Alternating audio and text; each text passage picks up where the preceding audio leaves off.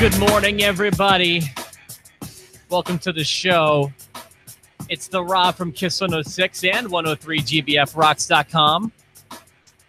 Here with my tag team partner in podcasting, the Bulgarian brute. He is Jerry Valeri. Good morning, Jer. No.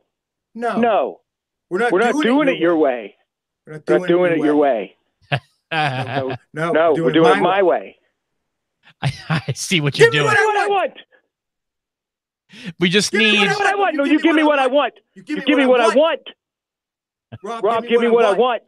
What do you want, pal? You give me what I want.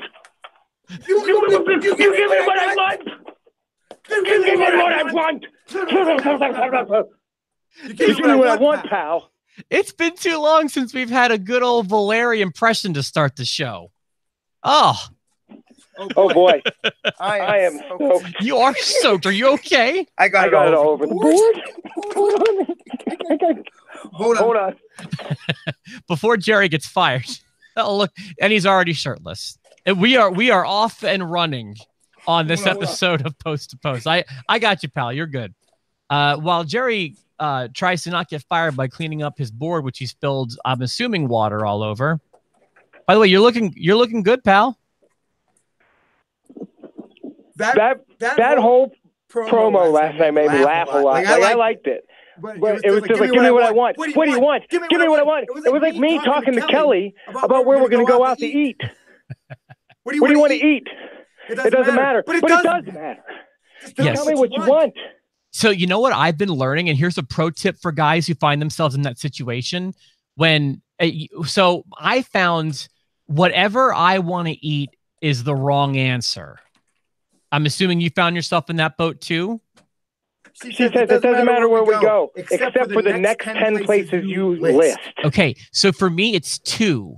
So I throw out 2 phony restaurants, and the third one is my first choice, and that I'm cracking my wife's code. So it sounds like for you, it might be more than 3, but throw out some dummies first, because whatever I want to eat is wrong.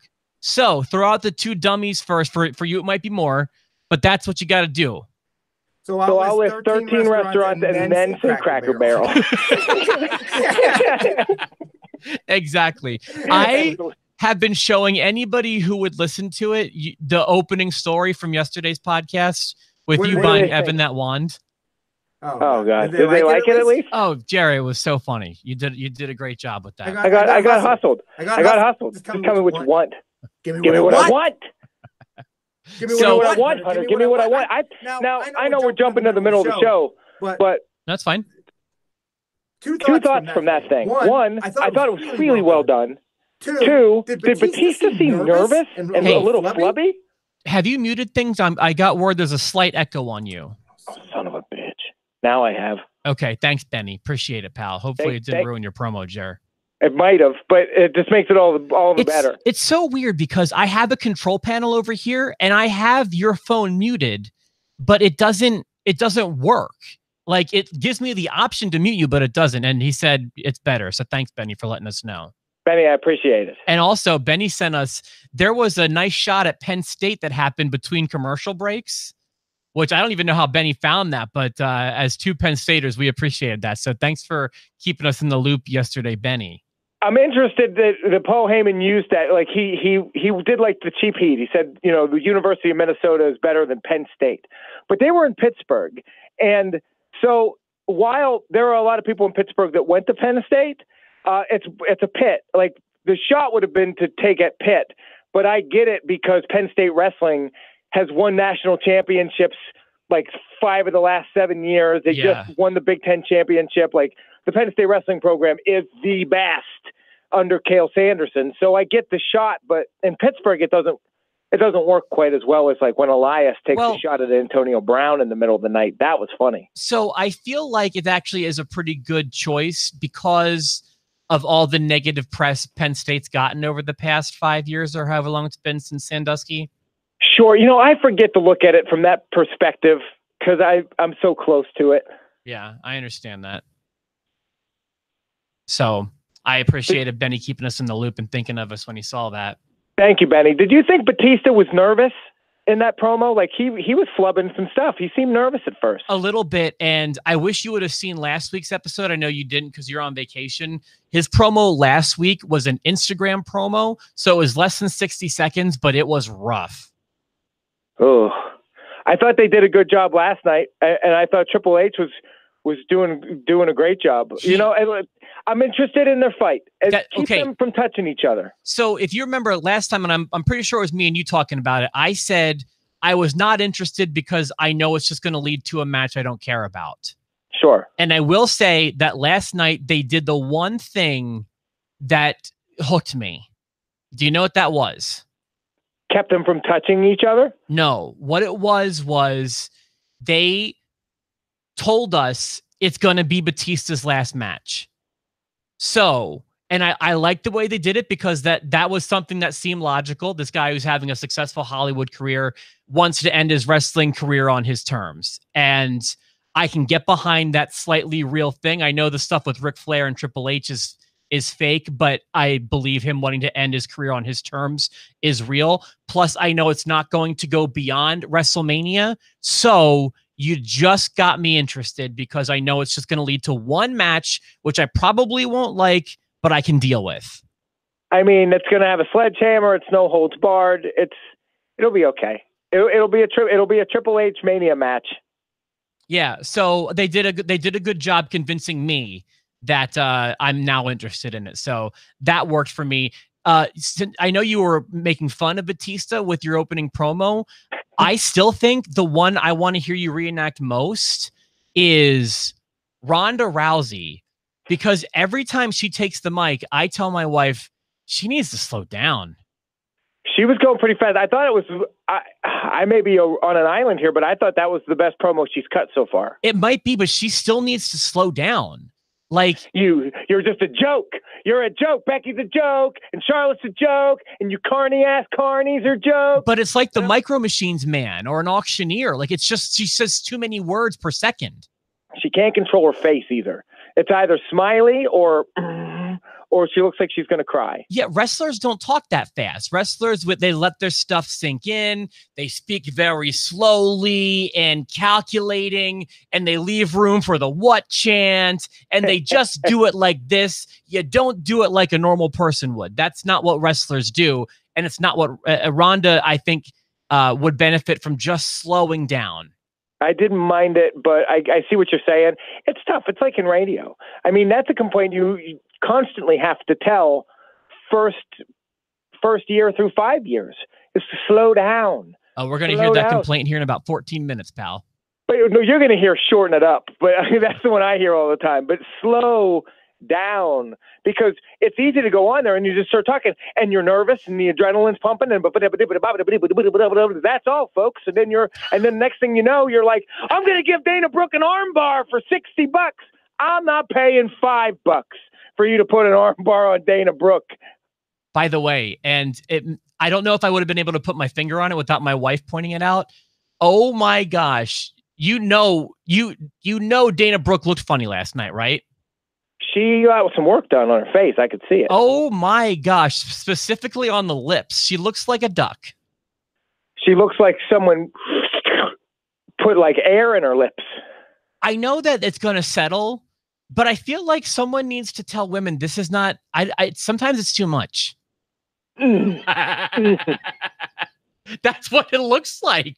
I think there was even more done than her lips. God, that is good, Jer. Thanks. That getting you hot? A little bit, man. Especially when you're rubbing yourself.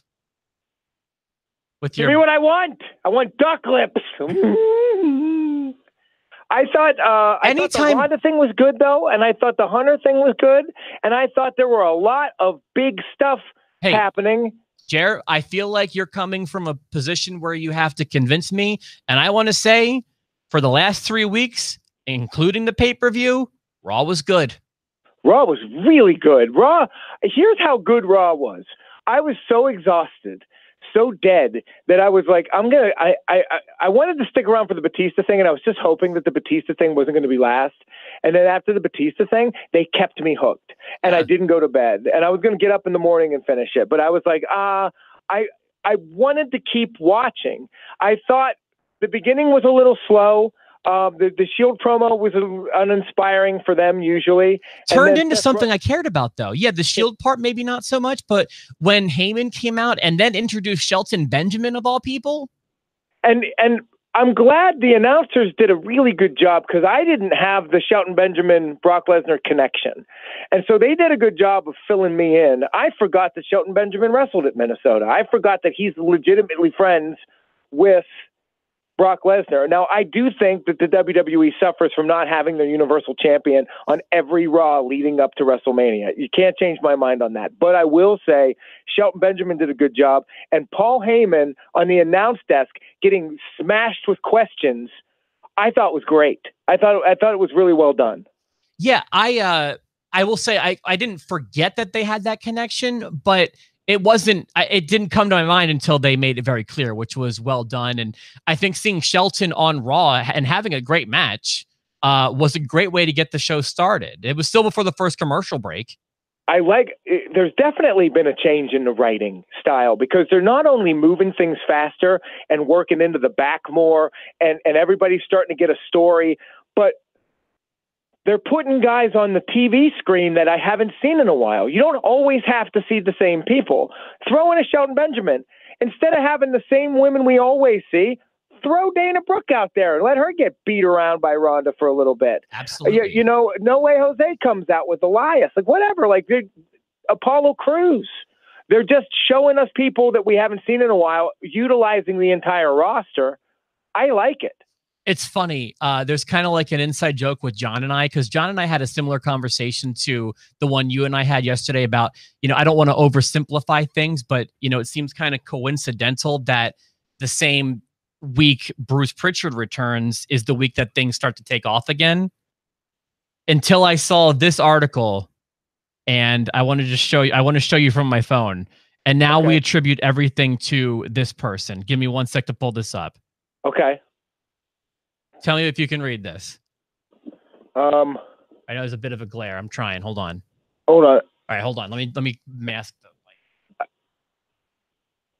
Dana Warrior joins the WWE creative team.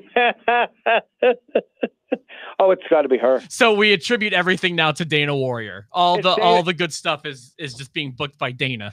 I did see that they added Dana. I saw they added Dana Warrior. I saw that they added some dum-dum from the Bleacher Report, and then they added Bruce Pritchard. But from now on, I'm saying Dana Warrior. She's the reason for the season. But let's be honest, Jer. Why? I think I know the answer. But why is he a dum-dum from the Bleacher Report? Because I think since they made these dramatic changes, it's been a noticeably different and better product.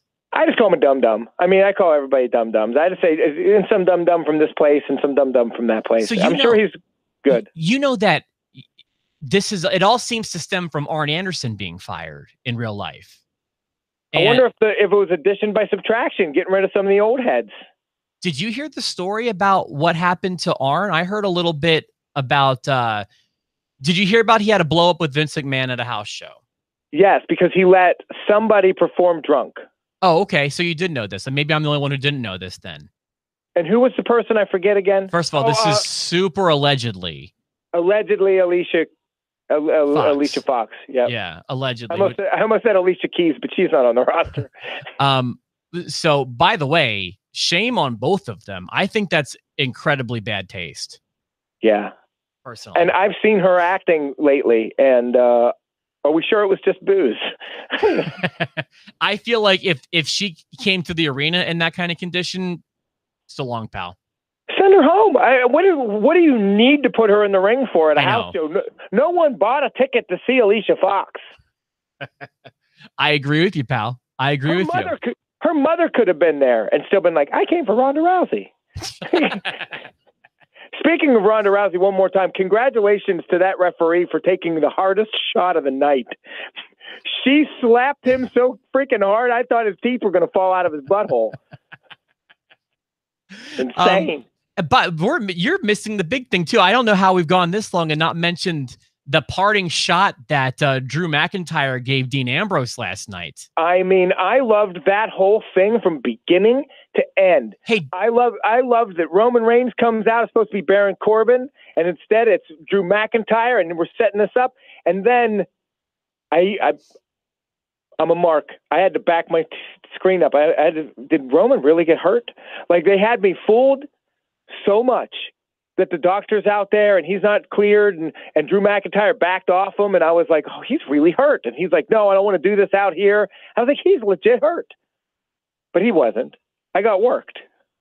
And I don't know if you're aware of this or not. They made mention to it once or twice that Dean Ambrose is leaving when his contract is up right after WrestleMania. I'm on board with you now, bud. It took one more Raw for me to see it, and I'm on board with you.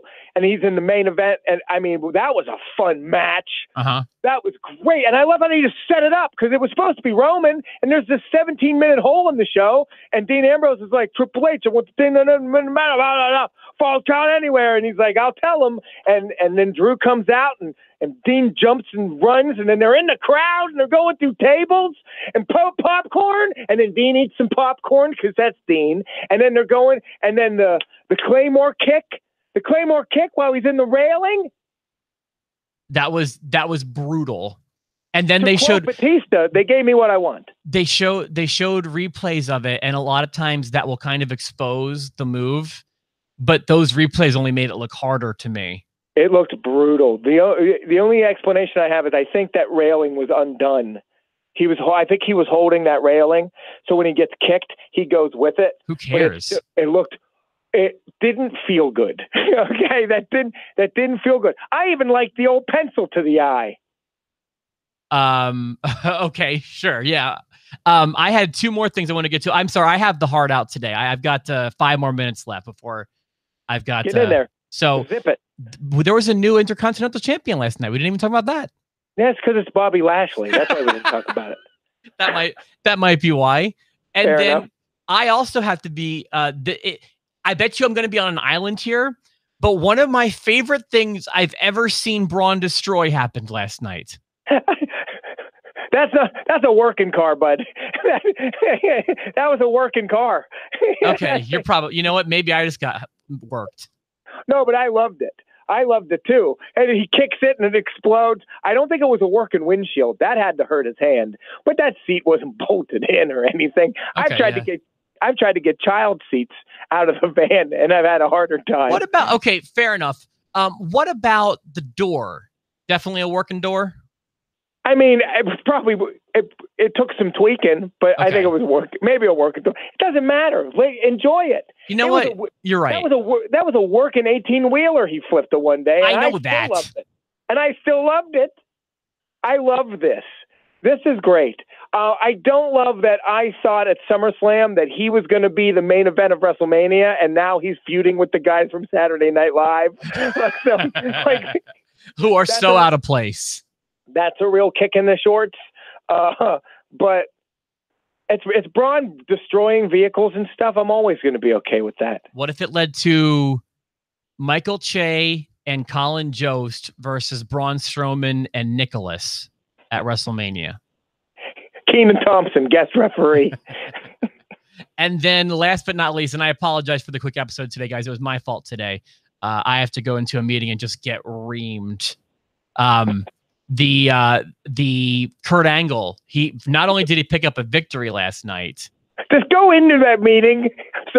Go into that meeting like Ronda Rousey. Call them all a bunch of carny bitches and slap somebody so hard right in the face.